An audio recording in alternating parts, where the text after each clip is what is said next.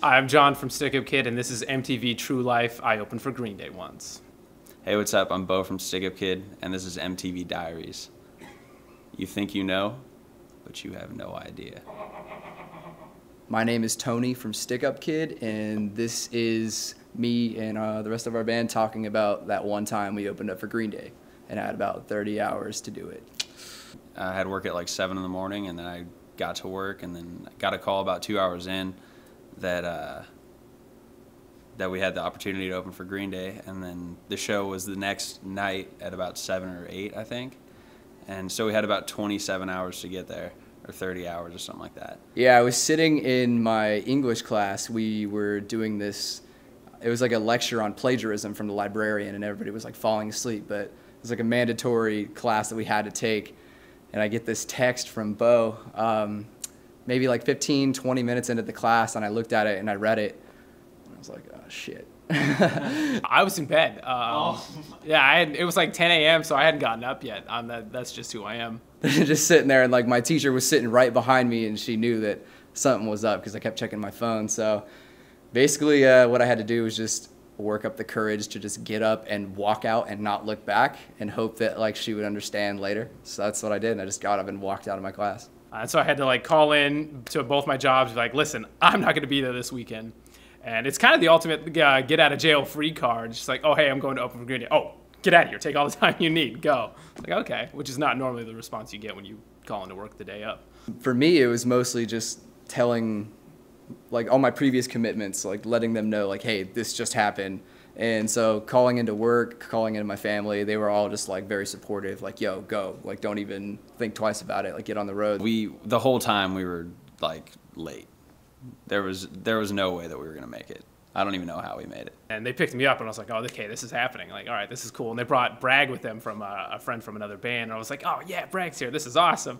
And yeah, so the morale was just super high until we hit Arizona, and the semis just collided. We were stopped, dead stop on, what was it? What highway was that? 10. On 10 for like an hour and a half at 6 in the morning, the day of the show, and just because two semi trucks like collided together. So the road was just stopped, and there was no alternative route or anything. Yeah, so it was really tough. And that's when we were really late. And then I was driving at the time, and it was just like the sun was rising, and I'm just like there like crying a little bit, like punching the steering wheel. I had just got a text from my mom like, hey, super proud of you. I'm like, well, I'm not gonna fucking make it, Mom. None of us were even talking about the show. Like we were so focused on that drive that we had all sort of forgot that we were even about to play a set. Like we're never gonna make it, like just defeated. But after that, it was just like incredibly stressful. But so the morale was just all over the place on that drive. After we did make it, our manager came up to us, or the guy who produced our record, excuse me, came up to us and said, you know what, I didn't tell you this earlier, but if you guys were 2 minutes late, they were pulling the plug. So 2 minutes later than what we would have arrived, it was game over. Like they had a set time, if you're not here by then, and we showed up 2 minutes shy of that and made it. We had sound check at 6, and we got there at like 6:50. And we did a 5-minute sound check, and then doors open. I'm kind of grateful that the drive was so stressful, just because we weren't just sitting there stewing the whole time, just like, oh man, this set, what are we gonna do? How are we gonna play? Oh my god.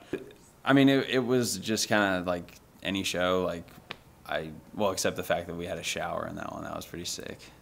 I took a shower. That was cool.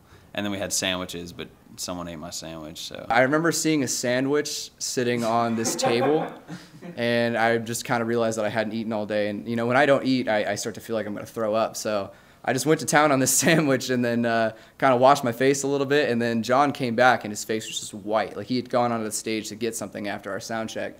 His face was white, and he's like, there's a lot of people out there. I was like, oh, did I leave my cable out there? And I had to go out there and like check, and I was like, oh my god, there's so many people in this room now.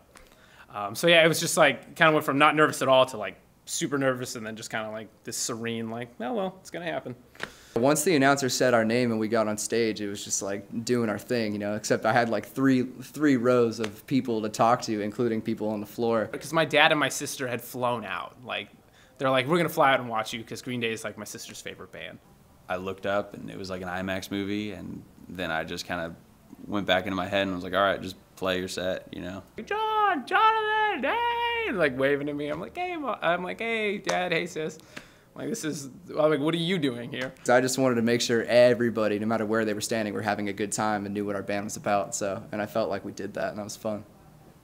It was kind of weird to be like in the sea of strangers and just a couple of like the most familiar faces. So I was like, that was kind of a nice moment. I'm like, okay. And they like got the people around. I'm like, that's my son. Like, oh, that's my brother. Like, hey. I remember when I was a kid, I lived with my grandparents and my aunt, and I used to just sit there and like have my CD player listening to like Green Day, and I would just stare up at the ceiling and just like daydream about playing in a band one day. And so just to have that kind of connect in my life in a weird way was very special to me. We got to all watch them from like side stage, so, and then we got kicked out halfway through because they were about to like exit the stage. So. If you have a chance to do something, even if it's very conflicting, like do it. It was worth it. It was almost impossible. It was impossible, but you know, impossible is possible, I guess. This is Bo's stash. It's been there for about 2 weeks. I've shaved off like maybe 3 of my own mustaches since he's had this. Oh, God, it's so gross. Very interesting, yes. Yes. Mr. Robert McDowell. Yes. Can I have some tea and Can I have some tea?